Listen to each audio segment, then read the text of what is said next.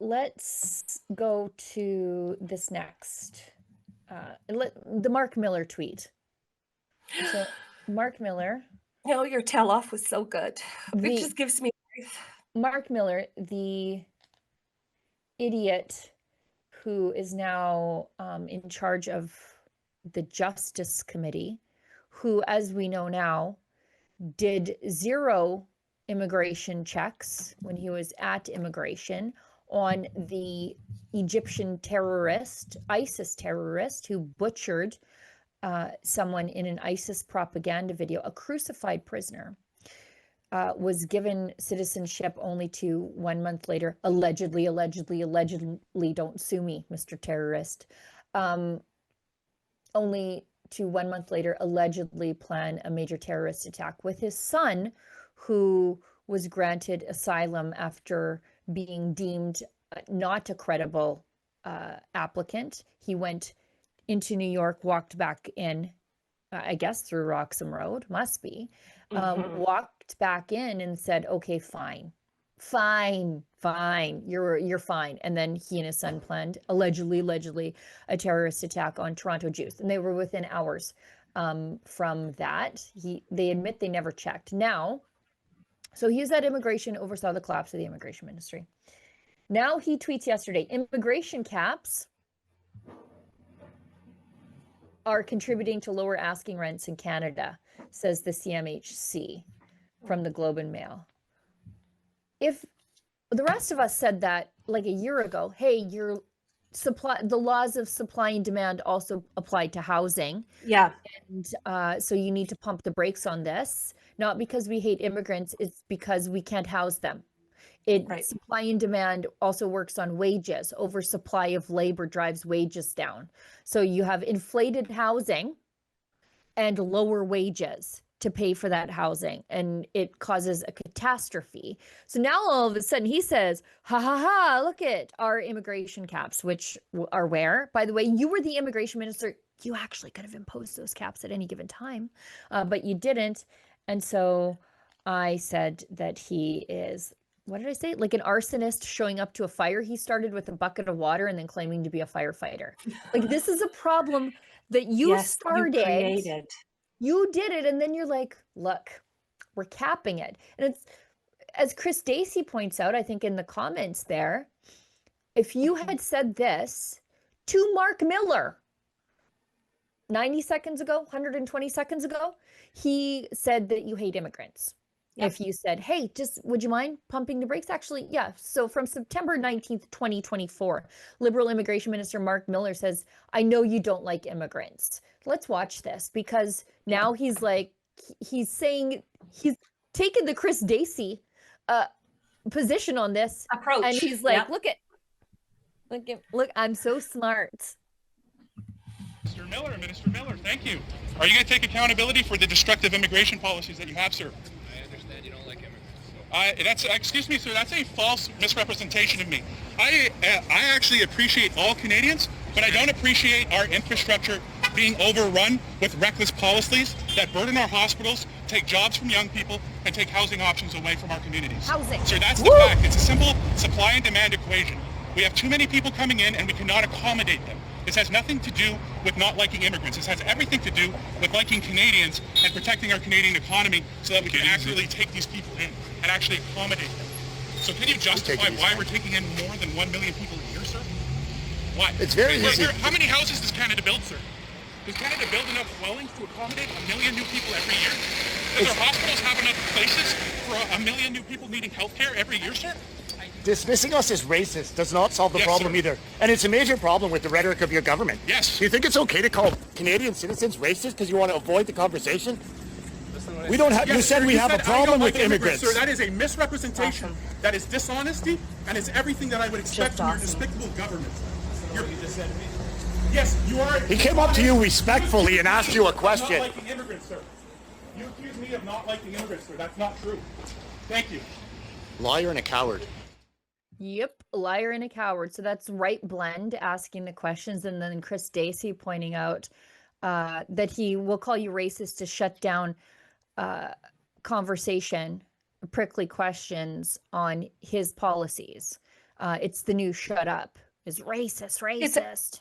But this is what the Liberal Party of Canada does when it Right. wants to shut down conversation, when it wants to not listen to dissenting voices, when it doesn't want to hear the concerns of regular everyday Canadians who are bringing their real concerns to government. They label you as a racist. They label you as a Islamophobe, as an extremist, as a as a as a racist, as a transphobe, as a homophobe. Like pick your slur.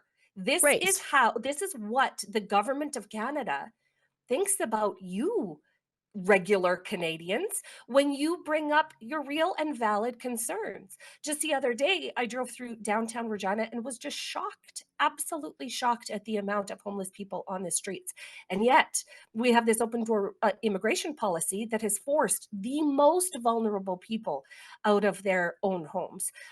Rents may be decreasing because of an immigration, a very, very new immigration cap that the Liberals have just got onto.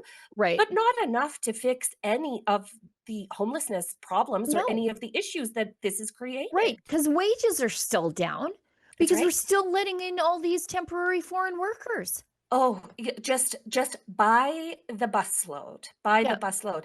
Yesterday in the chat, yesterday in the Rebel chat, I saw a screen cap of of Saskatchewan job postings, looking for temporary foreign workers. These are in rural areas of Saskatchewan that have more than enough people able and willing to work. These are kids' jobs. And these are absolute starter jobs, like entry level jobs that any teenager with a food safety certificate could do. And yet they are specific. Here it is. Here, this is absolutely insane. So at the very bottom there, we have the Red Barn in Dairy Moosomin, Queen, Saskatchewan. Dairy Queen. The Red Barn in Moosomin, Saskatchewan, famous for its burgers. I was actually just talking about the Red Barn with a buddy from Alberta. Go. It is so good. But here they go. are looking specifically for temporary foreign workers to fill roles that young people in the town of Moosomin could absolutely do. So Mark Miller, what a disgrace. What an absolute disgrace. But again, Mark Miller is part of that cohort of elites, right? That are insulated from feeling the consequences of their bad policy decisions. Nobody in the Liberal Party of Canada or government employee feels or sees the consequences of their bad decisions. And that is the disconnect that we have here. Yeah, and there's a whole host of programs that incentivize employers to hire immigrants and temporary foreign workers over Canadians. There's a whole host of programs, and those should all be eliminated. Well, they're getting grants, they're getting wage subsidies. It makes economic sense. If you're an employer, it makes perfect sense. Why would you hire a Canadian kid for $15 an hour when you could hire a temporary foreign worker for the equivalent of 10? Straight out of India. I read an account of a woman who had a conversation with somebody working in a Canadian grocery store recently. And she just got to talking to this kid, very young, saying, and obviously not from Canada, and said, well, how did you get this job at this very well-known Canadian grocery store? And the kid said, well, there I was in India, and I saw a job posting in Canada. They interviewed in India, brought them over, and that's it. This is how it's working. The pipelines of temporary foreign workers from their foreign country into Canada is so slick and so smooth and has been made so easy by the federal government that we need a clawback. We absolutely need a clawback. You're right, Sheila. Every part of this needs to be dismantled. Yep. And it's funny how it took 3 trimesters worth of time for Mark Miller to become the racist he accused Chris Stacey of being. It's really telling that, isn't it? That he eventually just came around, but his first response was, how dare you ask pointy questions of me, you racist, you racist, marginalizing, traditional extremist peon. Because that's their response. That's what the government thinks of you. Someone from our web team did a search and checked if there are temporary foreign workers job postings for temporary foreign workers out my way. Mm, And they that's not found for Fort Saskatchewan. So that's the closest major municipality, if you can call it a major municipality. I mean, it's an industrial and agricultural hub. Holy crap. Oh, I'm just looking at it. Oh, this is going to blow your mind. This is absolutely going to The blow your mind. Brand Hotel. So if you're from the prairies, you know these old hotels that are in downtown. This is not like your Best Western on the Comfort Inn. edge of Comfort Inn. Yeah. This is the old bricks and mortar, turn of the century hotel downtown. And all these little hotels downtown, mostly they don't really function as hotels anymore. They're just sort of historic buildings with a bar in them. Mm-hmm. Your local dive bars in them. The Brand Hotel is hiring a temporary foreign worker as a manager. Tell them the salary, Sheila Gunn Reid. Say the salary. $30 to $35 an hour. What on earth? Assistant manager. So again, these are, and I'm sure because they can offer that much because there's a government top up, right?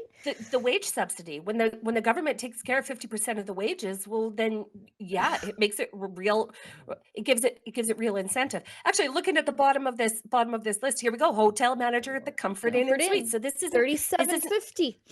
$37 an hour for a temporary foreign worker. I think that's by the Cal Tire, if I recall correctly. Then there's the a private. We don't need to show that actually. Maybe we don't want to show that guy's name.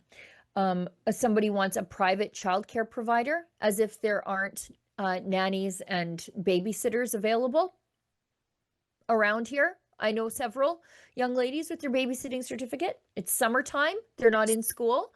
Assistant manager down at the Subway. This is crazy. Just going back to that child care provider in a private home. So this is looking after somebody's a babysitter in someone's home, a babysitter, a part-time nanny, salary $21.91 an hour. And this person is maybe getting a wage subsidy from the government of Canada, because why else would it be on the government of Canada website? Just crazy. It's atrocious. It's atrocious. Now, I know that the unemployment rate is actually quite low in beautiful downtown Fort Saskatchewan because of our close ties to industry, but still, it's summer. These are kid jobs. Like this is insane.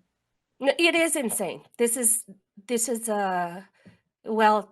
makes me look forward to Western Long separation. haul truck driver. Yeah. This makes me look forward to Western separation when we can be in charge of our own immigration numbers. Wow. Home support worker. Anyway. It's wild. It's just wild. So, yeah, just for the record, every single one of those jobs that's being advertised for temporary foreign workers could be made available for actual Canadians and are not. Right.